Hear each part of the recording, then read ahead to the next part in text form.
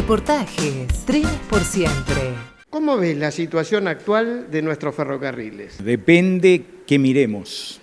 Si lo miramos desde el punto de vista de infraestructura, tenemos que decir estamos mal, si bien mejor que hace unos años atrás, porque se han hecho muchas obras, no alcanza para nada en función del problema que se generó luego de 60, 70 años de decadencia constante. Si lo miramos desde el punto de vista de la carga, el ferrocarril está en un proceso de recuperación partiendo de niveles muy bajos. Por lo tanto, podemos decir, bueno, es auspicioso que el ferrocarril tenga una creciente participación, pero muy lejos, pero muy lejos de lo que debería ser.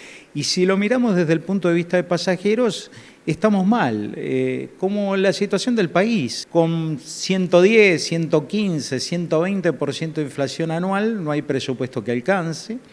Las tarifas ferroviarias de pasajeros están en un piso histórico y la restricción externa que tiene el Banco Central impide que haya un aprovisionamiento de divisas como necesitan nuestros ferrocarriles para los programas de mantenimiento, considerando que lamentablemente somos muy dependientes de las importaciones.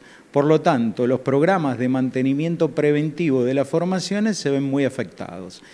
En redondo, digamos, la conclusión es que tenemos que salir de este momento que no es para nada positivo, si bien hay aspectos positivos como comentaba. Además, para tener los ferrocarriles en un aspecto o en condiciones bastante mejores, debería llevarse adelante un proceso por lo menos de 10 años seguidos de inversiones, ¿o me equivoco? Desde el punto de vista de la infraestructura, por lo menos 10 años constantes de inversiones, con grandes inversiones, es mucho lo que hay que reconstruir, con un buen programa. Hay un trabajo serio que se hizo en la Subsecretaría de Transporte Ferroviario al respecto, que habrá que ayornarlo a los nuevos tiempos.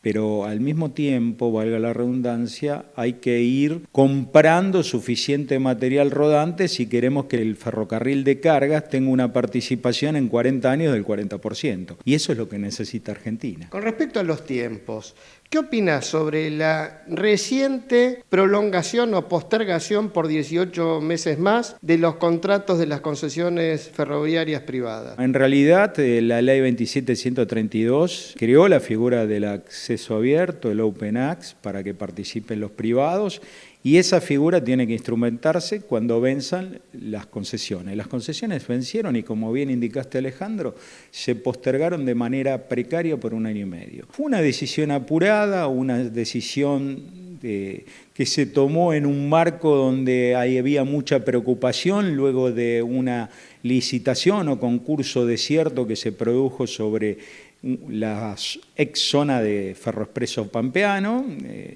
una figura híbrida que no está prevista en la ley. Creo que fue una medida apurada y todo lo apurado genera contraindicaciones. Por lo tanto, particularmente yo preferiría que rápidamente se cumpla con lo que establece la Ley 27132. Según tu criterio, ¿cómo debiera aplicarse o llevado a cabo ese retorno, digamos, de las concesiones al Estado? Como todo, tiene que haber un plan muy claro de los pasos a seguir. Eso tiene que estar escrito. Cada engranaje del sistema ferroviario argentino tiene que saber muy bien qué hacer y a quién reportar. Tiene que existir coordinación, que muchas veces es lo que falta. FASE, Ferrocarriles Argentinos, Sociedad del Estado, tiene que cumplir con toda la fuerza con el rol que le dio la Ley 27132 y asumir definitivamente la coordinación, la articulación, la definición de las grandes líneas en un marco de trabajo conjunto con el Ministerio de Transporte y la Subsecretaría de Transporte Ferroviario. Eso hay que ajustarlo. Desde el punto de vista de la posibilidad que haya inversiones privadas para que se implemente en la práctica la figura del Open Access, yo soy optimista. Los privados están ahí en las gateras esperando que se fijen condiciones, reglas de juego claras y a largo plazo, que se pueda acceder en condiciones igualitarias.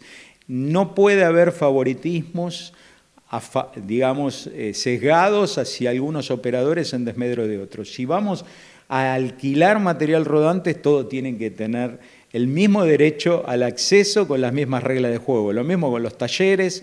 Y el Estado tiene que hacerse cargo definitivamente de un plan de infraestructura donde la iniciativa pública o privada también puede participar, porque no es solo hacer vías, sino que hay que hacer nodos logísticos, hay que hacer las instalaciones para la carga y descarga debida. Si queremos un ferrocarril más importante, con lo que tenemos estamos años luz. Uno de los grandes problemas es cómo hacemos una carga eficiente arriba de las formaciones. Bueno, eso no está resuelto, salvo algún nodo logístico que está operando satisfactoriamente, como el de Palmira en Mendoza, por citar uno de los 4 que están en este momento. Uno todavía no se puso en marcha. ¿Qué significa y qué implicaría el proyecto de ley de reparación histórica de nuestros ferrocarriles? En primer lugar, tenemos que tener en cuenta que tanto el Ministerio de Transporte como la Subsecretaría de Transportes Ferroviarios, Ferrocarriles Argentinos, Sociedad del Estado, han dado un respaldo a la necesidad que Argentina cuente con un financiamiento permanente del sistema ferroviario. Recordemos que en la Constitución Nacional, artículo 75, inciso 18, cláusula del progreso, se indica que el Congreso de la Nación tiene que procurar por la construcción de líneas ferroviarias. Quien construye también mantiene. Con lo cual, desde el punto de vista de la justificación de ese financiamiento permanente está en la misma Constitución. Hay que determinar una partida que tenga relación directa con el Producto Bruto Interno. De esa manera podemos encarar obras a largo plazo, sabiendo que hay en los presupuestos anuales ya una partida aprobada. Si no, tenés que entrar a discutir todos los años cuando se discute el presupuesto de la Nación, que muchas veces por problemas de política partidaria no se ponen de acuerdo los bloques y nos quedamos sin presupuesto, hay que aplicar el del año anterior. Consideremos con el nivel de inflación que tenemos que ya genera una destrucción de las partidas presupuestarias aprobadas si encaramos obras que queden en el medio de una discusión política de esta índole. Por otro lado, en la definición de las obras de infraestructura a llevar adelante, tienen que participar los grandes actores de la política nacional, el Poder Ejecutivo, tiene que discutir el Congreso, pero también las provincias tienen que involucrarse, al menos las provincias que adhieran a esta ley, que es una ley nacional. Como sabemos, el transporte ha sido delegado por las provincias al momento de crear la Nación Argentina. Y tiene que crearse también una comisión de notables para que pueda asesorar respecto de el trazado de la red. Tenemos que replantear lo que teníamos construido, esos viejos 44.000 kilómetros más 3.000 y algo de redes secundarias. Bueno, eran para aquella época. Hay que ver si en este momento podemos seguir pensando en esa misma orientación de la red o tenemos que generar una conectividad totalmente distinta. Bueno, eso hay que definirlo. Cuando uno hace un plan de obra hay que establecer prioridades, pero no se tiene que quedar exclusivamente, Alejandro, en un plan de obras. Hay condiciones laborales que revisar porque el personal en muchas ocasiones está trabajando en pésimas condiciones de seguridad, ni hablar con temperaturas extremas, pero las condiciones de seguridad, si queremos un ferrocarril que participe más, tomemos en cuenta cuántas zonas importantes intrusadas por donde pasa el tren de carga y lo que significa para la vida del personal. Hay una serie de temas adicionales que no se pueden obviar y hay que aprovechar este debate legislativo. O sea que tiene que ser una ley integral que aborde los temas más importantes de la problemática ferroviaria con una mirada de futuro, interconectado con los otros medios de transporte. No lo podemos ver al ferrocarril aislado.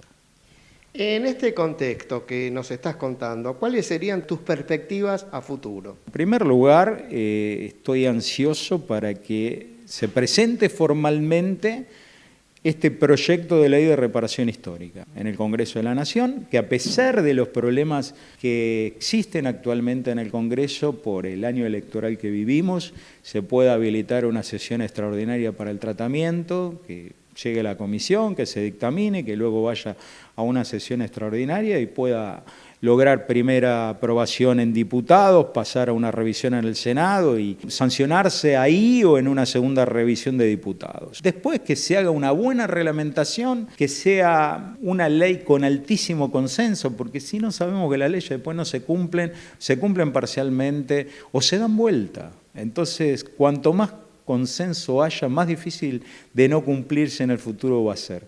Y después que se desarrollen planes con racionalidad. Tenemos que pensar que esta ley debe ir más hacia el interior que hacia el AMBA, o sea que las inversiones no las puede capturar el AMBA en su gran mayoría, más allá del caudal de transporte de pasajeros que tenemos. Es una red de reparación histórica para el interior profundo, que es quien más necesita los ferrocarriles. Muchas gracias, Claudio. A vos, Alejandro, un gusto.